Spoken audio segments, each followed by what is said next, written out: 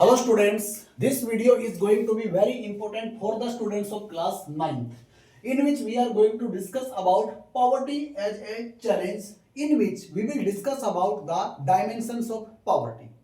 So students, आप सबको बड़ा कंफ्यूजन हो जाता है कई बार कि पॉवर्टी सिर्फ पैसे की कमी से ही इमर्ज होती है। ऐसा नहीं है, क्योंकि हम बहुत ज्यादा कंफ्यूज हो जाते हैं कई बार कि खाली पैसे ना होना, मनी ना होना हमारे हाथ में, अगर धन की कमी है तो ही एक इंसान गरीब होता है।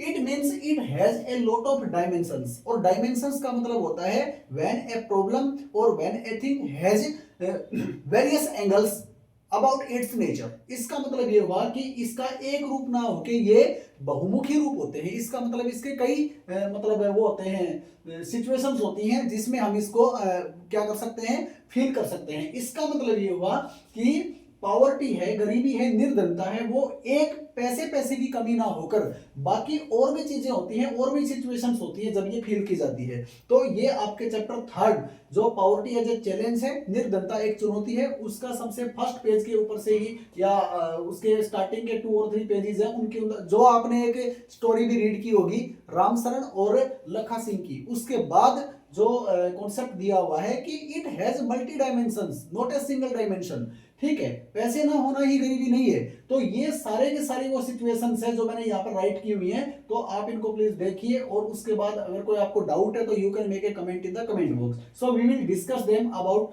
The dimensions of poverty in detail. So first of all, lack of money, ये तो अंडरस्टूड सी बात है।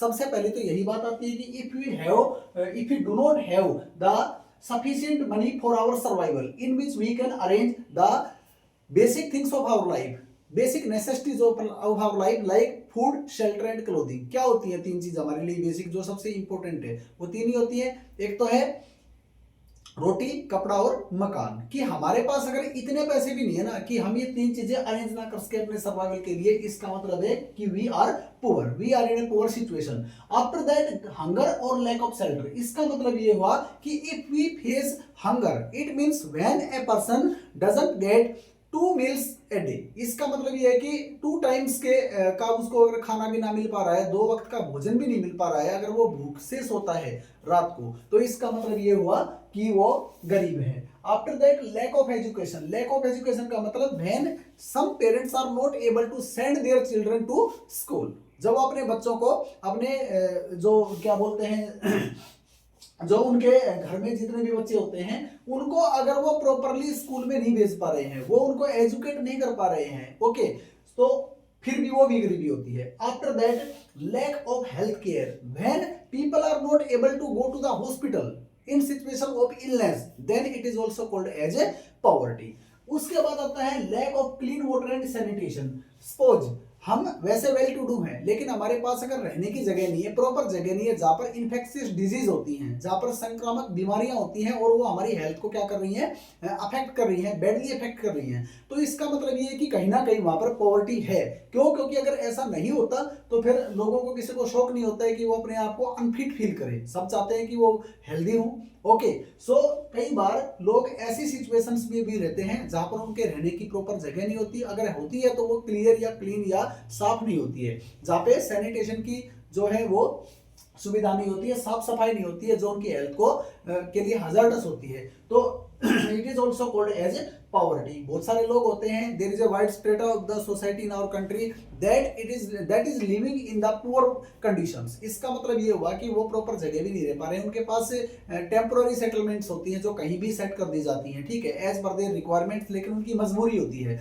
तो ये होती है lack of clean water and sanitation, पीने का साफ पानी ना मिलना, वो भी अपने आप में एक पॉवर्टी का ही एक डायमेंशन होता है, ठीक है, because you all know that it is the part of our right to life to clean drink safe drinking water. Okay, इसका मतलब ये है कि हमारे पास पीने का साफ पानी अगर नहीं है तो हमारे जीवन जीने के अधिकार को मतलब क्या किया जा रहा है, उसके साथ मतलब छेड़छाड़ की जा रही है। ओके, उसके बाद ये वायोलेट होने लग रहा है। उसके बाद आता है ए सेंस ऑफ हेल्पलेसनेस। तो टोटली, हाँ, एक बात और भी रह गई कि रेगुलर जॉब, इसका मतलब है कि when a person doesn't get a decent job for his or her survival, after that he is also called or she is also called as a poor person, ठीक है।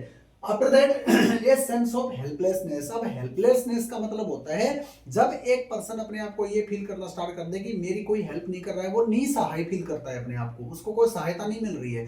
He is or she is in such a condition that he feels or she feels in as completely helpless. मतलब मेरी कोई help करने वाला नहीं है, इसका मतलब ये हुआ कि वो कंप्लीटली पुअर है, क्योंकि सोसाइटी उसको एक्सक्लूड कर देती है। जैसे कि पहले वीडियोस में हमने बताया था कि जिसके अपीयरेंस से ही देख के ये लगे कि भाई ये तो हमसे अलग ही है, ठीक है, तो जनरली हम उनको इग्नोर ही कर देते हैं, तो ये गलत होता है। But as per the situations of the society, as per the current economic policies of our country or about any nation, such type of situations or such type of people may be existed after that at all।